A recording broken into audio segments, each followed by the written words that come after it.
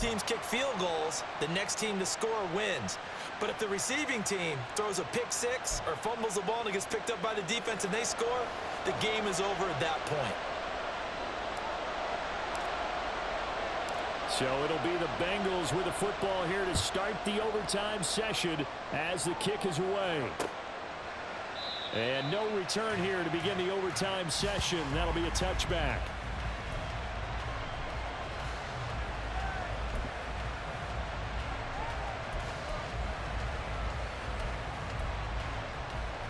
The Cincy offense about ready to go here on their next drive.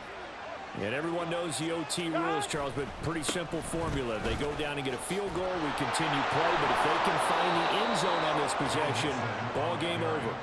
And as meticulously as all teams plan for a game, I don't doubt for a second on that offense coordinator's play sheet, he's got some overtime plays that he wants to run. I know it sounds crazy, but they plan for everything. 1st and 10 all the way throughout the game, 2nd and 7, whatever.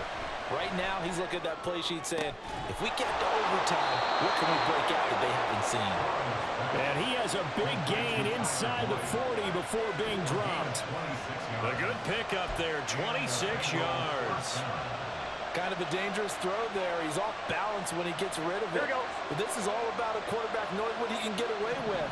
And that time, it turns into a completion and a healthy gain as well.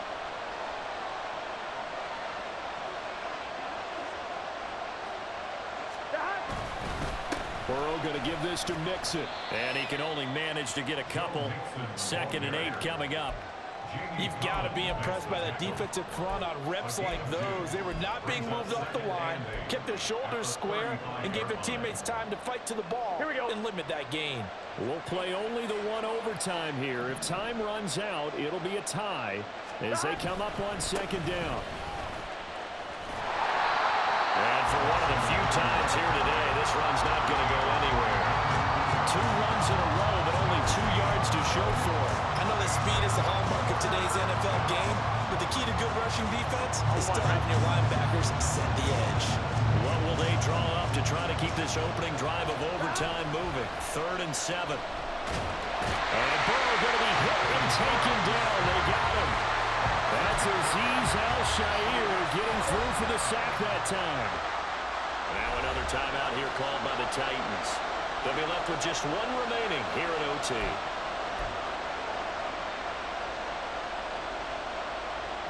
The Bengals bring out their punter now. On for a very important punt here in overtime.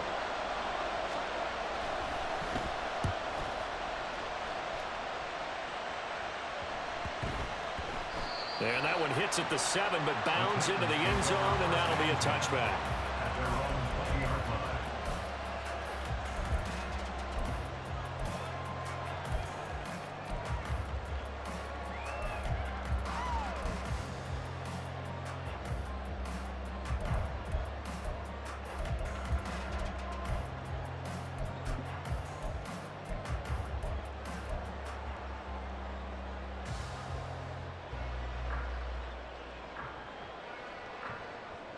Tennessee offense about set and ready to go.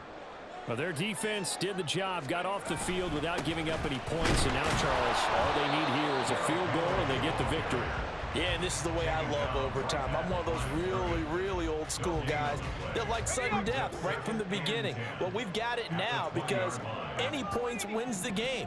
On defense, get a safety, a pick six, fumble return, you can win it as well. So I'm really looking forward to this series and see how both sides play it.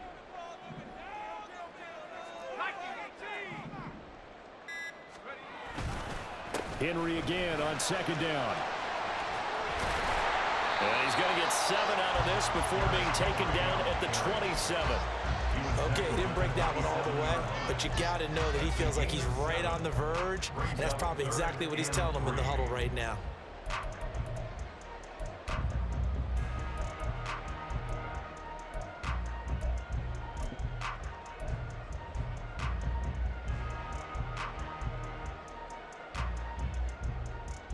Here's 3rd and 3.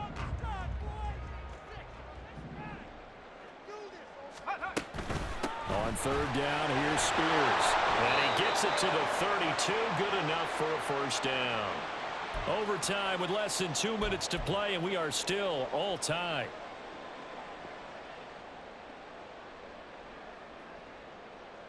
From the 32 now, here's 1st and 10.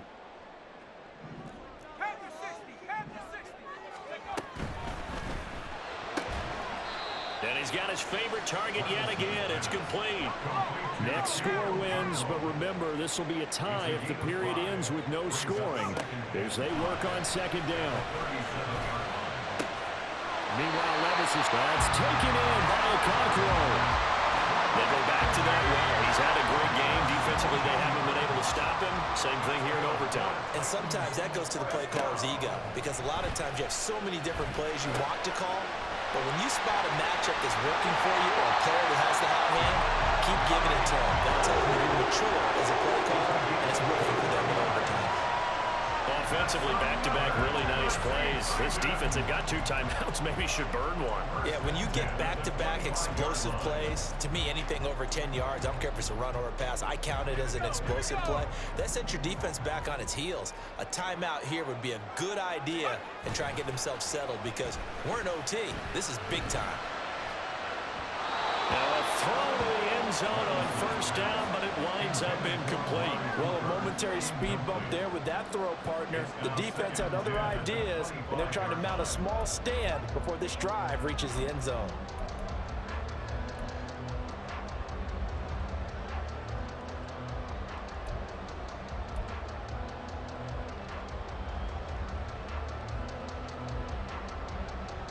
An incomplete pass leads to 2nd and 10 from the 25. And now a run to Spears. But I know you, with every carry, especially in overtime, you're just saying, if you're that ball carrier, hold on to the football. Hold on to it, protect it, but not necessarily settling, because you're trying to get to the end zone. You're trying to end the game right here. And I know the defensive guys poking, clawing, raking, trying to knock the ball free and protect their end zone. Yeah, like you alluded to, especially this part of the field. This will be play number 9 of the drive here as they need 4 yards on 3rd down. Oh, and it's intercepted. And the Bengals are going to get it back here just shy of the 20. Both offenses sputtering a little bit here in overtime, Charles, but give credit to the defenses and certainly credit to them on that last play. That is a huge interception. I will absolutely do that. They deserve the credit because they forced a punt on the opening drive of overtime. You know no one wants to give up the ball in OT. And now you have them back out there knowing that it only takes a field goal to win this game. Big-time defensive plays being made. Here's Burrow. Connecting with Mixon. Down he goes at the 23, a pickup of 4. Now the Bengals urging everybody to get back to the line of scrimmage. Throwing, Burrow. His throw incomplete. Once that ball was popped in the air, you could almost hear the silence, the collective breath being held here in the stadium. Let's be honest about it. We both came out of our chairs, didn't we? All right, anytime you see the ball in the air like that, there is that collective rise, the crowd holding its breath, and boy, oh boy, the moment of truth as it comes down. Man, that was something. Everything magnified here in overtime.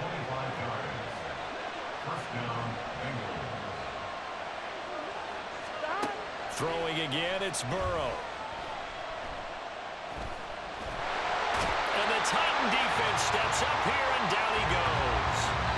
Well, how about this? The very, very rare tie that we just witnessed. Hard to believe. You don't see it very often. A bonus period of football, yet both teams go home a little bit unsatisfied. Well, Charles, the forecast called for rain throughout the entire game, and we got rain throughout the entire game. But these two teams, they had fun getting dirty out there. They love the slop. Did you trust the forecast ahead of time? Are you one of those guys that's skeptical about it, or did you trust it? But when I saw just a big blob of green on the radar, I said, okay, let's trust. Yeah, and that's why I'm glad you took my advice. Got your notes laminated, because, you know, open-air booth, that rain can affect us as well, although not as much as the guys on the field. But let's face it, it's kind of fun to watch these types of games, isn't it? It is. By the way, how impressive is it that you travel with a laminator? I didn't even know there was a portable laminator. The things that you learn. Golly, wise beyond his years.